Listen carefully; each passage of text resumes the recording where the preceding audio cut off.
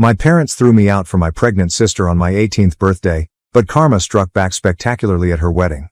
Allow me to illustrate the dynamics of my family for you. My name is Deborah, and I was born into a family who publicly called me their midlife mistake.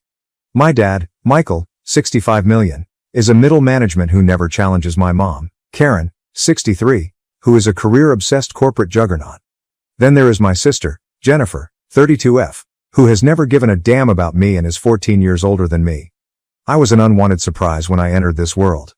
When Mom found out she was pregnant at age 45, she initially assumed it was menopause. She desired an alternative answer, but by the time she met a doctor, it was too late. My arrival wasn't the consequence of a loving parental decision, based on what I've pieced together from overheard discussions and family whispers. I spent more time in the hospital than at home because I was born prematurely and had multiple health problems. Mom never paid much attention, constantly saying she had meetings that were too important to miss. Dad and my Aunt Rachel alternated in keeping an eye on me. Aunt Rachel has become the family's saint.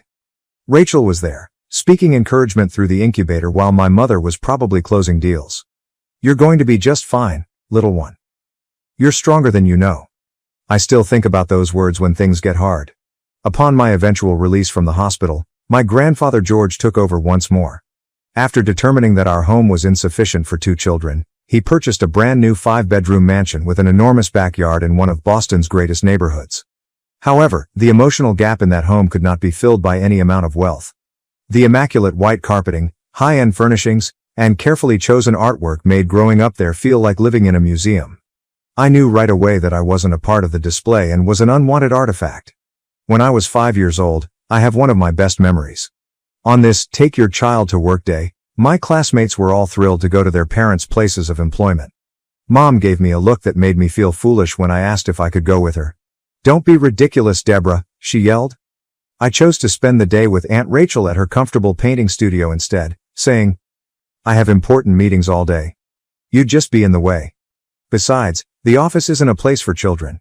She gave me permission to paint, displayed my creations on her walls, and gave me a sense of importance. My haven was school. In an effort to avoid returning home, I threw myself into my studies and joined as many clubs as I could. "Such a quiet, well-behaved child," my teachers would say, praising me. They had no idea that I was afraid of being a burden at home, which is why I behaved well. Even during her brief holiday visits, Jennifer's lack of interest was evident, even though she was already enrolled in college when I entered elementary school. During the holidays, she would come in and tell me about her wonderful college experience, without mentioning me other than to gripe about how her old room had turned into my messy kid space. Grandpa George did his best to make up for my parents' lack of interest. Every few months, Dad would travel from Canada to visit, always bringing thoughtful presents like art supplies, books he knew I would enjoy, and other items that demonstrated his genuine interest in me. However, his presence was insufficient to address the underlying dysfunction in our family dynamic. In essence, Mom's approach to parenting was to spend money on issues and hope they would go away. Lessons in dance? Yes. Tutoring in private? In any case, attending my performance or parent-teacher conferences in person? Sorry, important meeting, can't reschedule. I received the same apathetic reaction for every accomplishment I made. "That's nice, dear. Dad wasn't much better. Now please be quiet, I'm on a call." It turned out that his promise to Mom that he would assist her with me if she chose to have me was a hoax. He was never too tired, or too busy, to hang out with me. I once tallied how many times he used his favorite phrase, "Not now, Deborah," in a single weekend, 17 times. I can still recall my 10th birthday. Naturally, Mom and Dad forgot. Without even asking what I would desire, they hurriedly ordered a pricey cake and threw money at me when Aunt Rachel reminded them. Jennifer never gave a call. The only actual celebration took place the next day at Rachel's house, when she set up a small gathering with homemade cake and decorations that she knew I would adore. I became increasingly aware of the truth of my circumstances as I grew older. I pieced together the facts from bits and pieces of drunken confessions and whispered disputes that I shouldn't have overheard. When I was 12, I overheard my parents arguing about me one evening. Mom, who was likely drinking her 3rd glass of wine, said, "She's just so demanding. Needing something, always wanting attention." I did not sign up for this. "How do you want me to handle this?" Dad retorted. "We can't really give her back." I began spending much more time at Aunt Rachel's after that. Her modest yet comfortable home turn became my actual residence. She would listen to my issues, help me with my homework, and teach me how to cook. All of the duties that parents are expected to perform. On the weekends, we would work on creative projects, bake cookies, or simply chat about life. She would inquire about my aspirations, anxieties, and future goals, things that my own parents never bothered to find out about. As the years passed, the gap between my life at home and my time with Rachel grew more pronounced. I was Debbie at Rachel's, loved, respected, and heard. I was Deborah at my parents' house, the misfit, the trouble, the unwelcome one. I discovered how to exist in these parallel universes, flipping between them like a television channel. Naturally, Grandpa George noticed. In order to guarantee that I would have assets of my own when I turned 18, Dad began making direct deposits into a private account on my behalf. With a knowing expression, he would say, "Just in case." I didn't realize at the time how prophetic those comments would turn out to be. The world can be unpredictable. It's interesting how life can throw you a curveball when you least expect it. When my parents dropped a bombshell on me, I was 18, counting down the days until I could leave for college, and struggling to get by each day in the emotional wasteland that was my home. "Deborah," Mom continued in a very upbeat tone, "we have amazing news. Jennifer, your sister, is pregnant and getting married. We're going to be grandparents," Dad added with a foolish smile. Wondering why they were telling me this as though I should be ecstatic, I forced a smile. "That's fantastic," I said. Mom went on, "We're going to be very busy preparing for the wedding," oblivious to my lack of excitement. Their eyes flitted to my bedroom door, and then all of a sudden everything fell into place. Jennifer and her husband will need space for the baby when they move in with us after the wedding. It all made sense. The measuring tape I had seen in my room, the whispered discussions I had been overhearing, and their strange interest in my college aspirations. They were preparing for my departure as well as Jennifer's return. I realized that the upcoming weeks would be a game changer as I stood there and saw their faces light up at the thought of their real family getting together. I had no idea how drastically those changes would occur or how karma would soon make a big appearance in our family's drama. Update 1. How my parents officially erased me on my 18th birthday. Allow me to explain how my parents formally removed me from their lives on my 18th birthday. Aunt Rachel prepared her customary birthday pancakes and gave me the most considerate presents, including books, art tools, and a lovely handcrafted photo album of our times together. I spent the morning with her. Grandpa George was the true surprise. I initially assumed he was just being protective as usual, but now that I think about it, it seems like he knew something was coming. He had sent me the newest smartphone along with a letter that read, "Keep it handy and document anything important." When I got home to join in the celebration, he also requested me to participate in a live video call. I was unaware that I was going to document the proof that would make all the difference. I started the live video with Grandpa at noon and went home while talking to Aunt Rachel about my morning. Something didn't feel right when I opened the front door. There was an odd fragrance of fresh paint in the air, and the house was eerily quiet. My pulse began to race as I ascended the stairs to my room. Something was clearly off. I always left my door open, but now it was closed.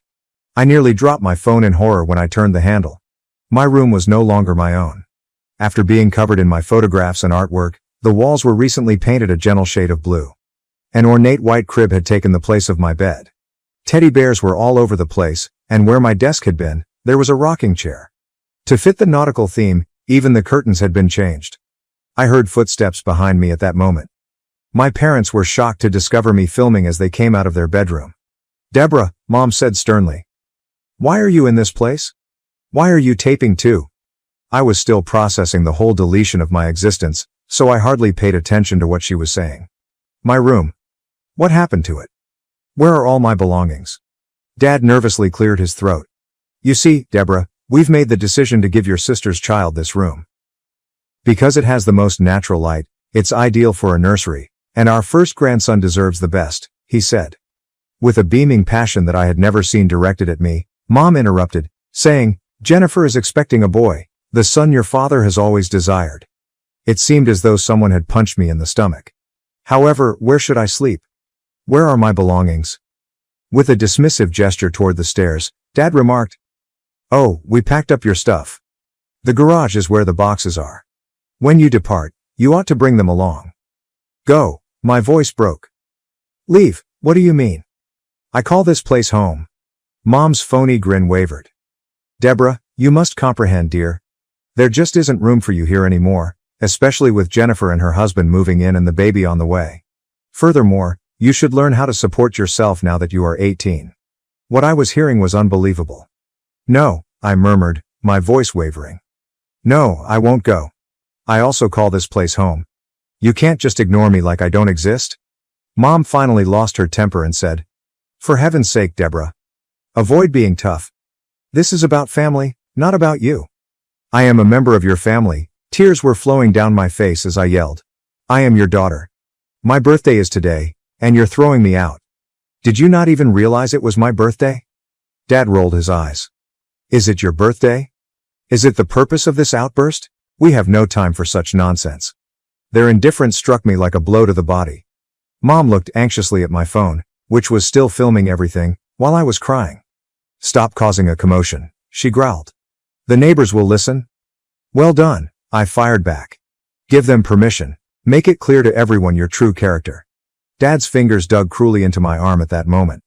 He snarled, "That's enough," and pulled me to the stairs. "Leave right away and don't return."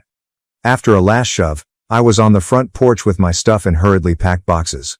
With a finality that reverberated in my bones, the door slammed behind me. I'm not sure how long I sat there crying, but Grandpa George's voice finally broke through my tears. "Are you there, Deborah, my love? I witnessed everything. Don't worry, we'll resolve this. For now, go to Rachel's, shall we? And be careful with the video." Having witnessed the entire event via Grandpa's shared live broadcast, Aunt Rachel was already waiting at her door when I got there. For the first time that day, I felt secure as she drew me into a strong embrace. Rachel insisted that my birthday be celebrated. She ordered my favorite meal, invited some of my closest friends over, and made every effort to make the day memorable.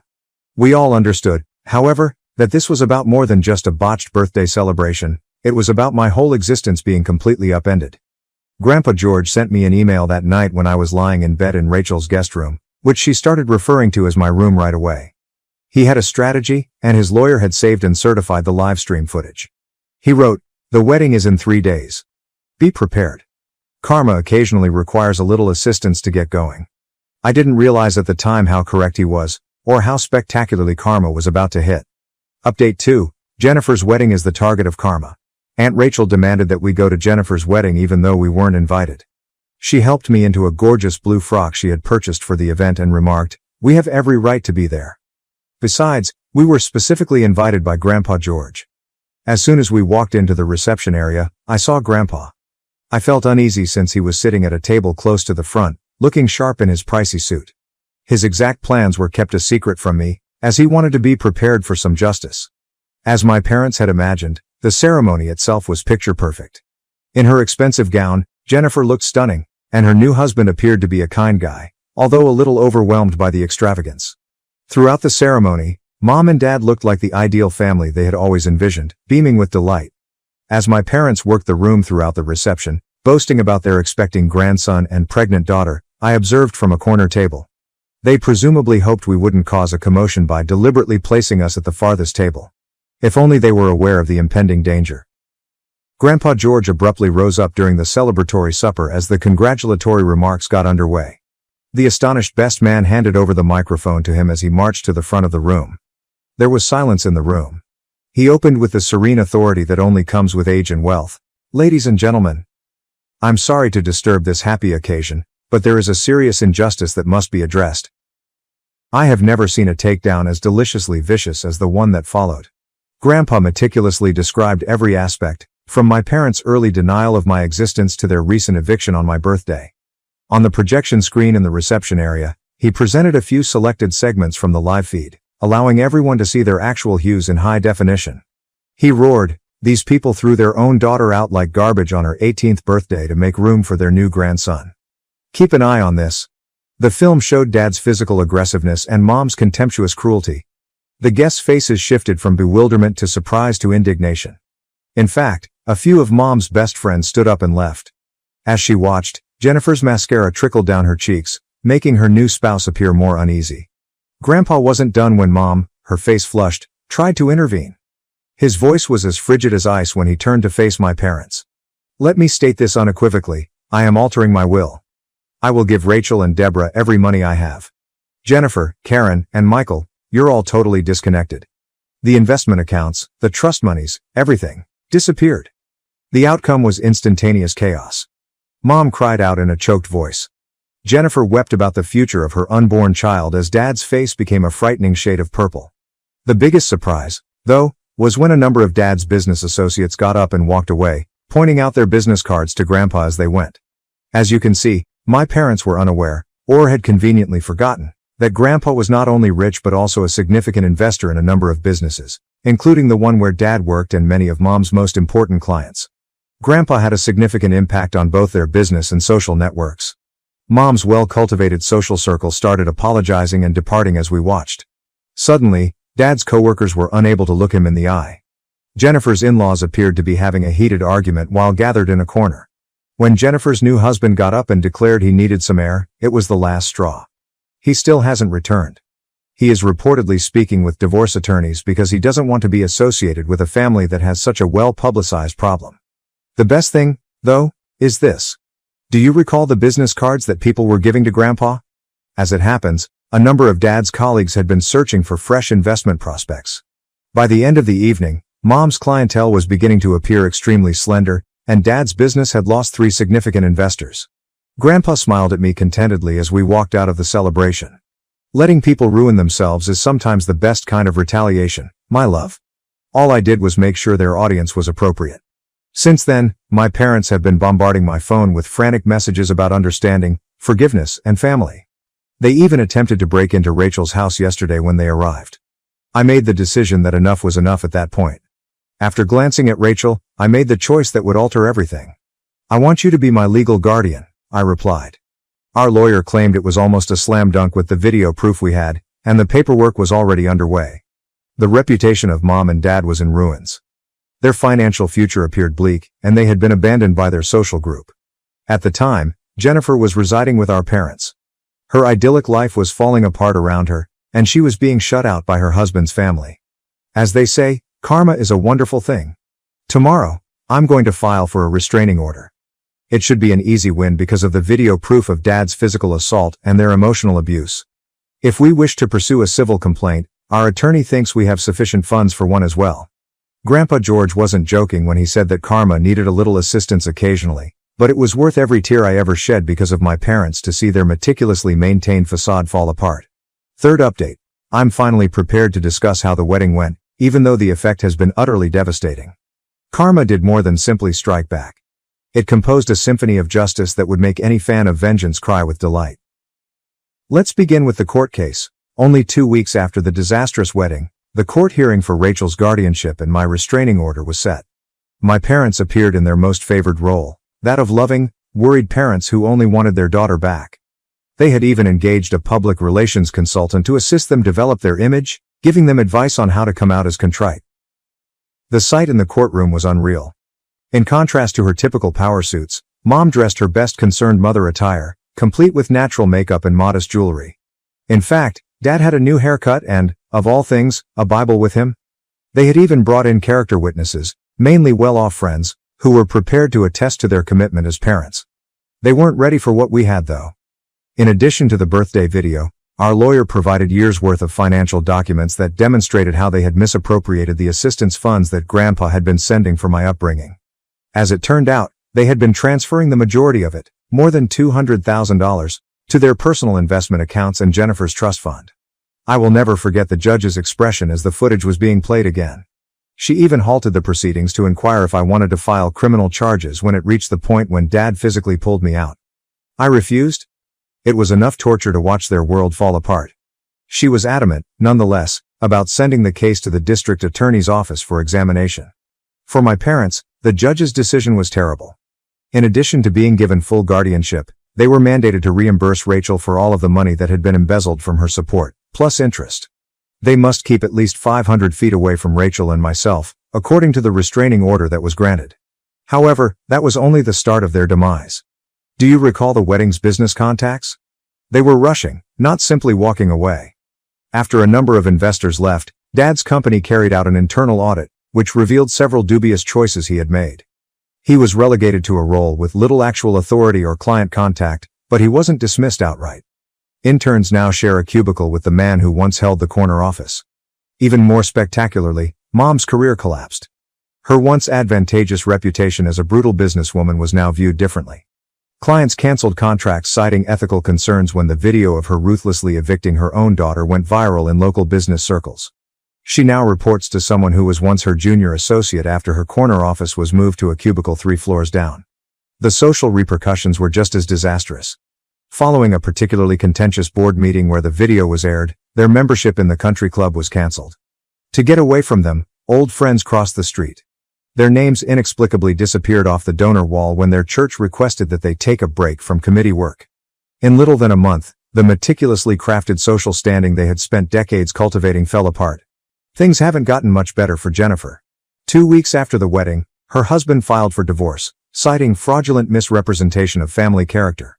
She continues to live with our parents, using department store maternity clothes in place of her fashionable pregnancy outfit. My former room, the nursery they so brutally evicted me for, is now empty and underused, while her ideal suburban dream has degraded into sharing her old adolescent bedroom with her expectant child. The impact on finances has been enormous. Grandpa George wasn't threatening the will in a meaningless way.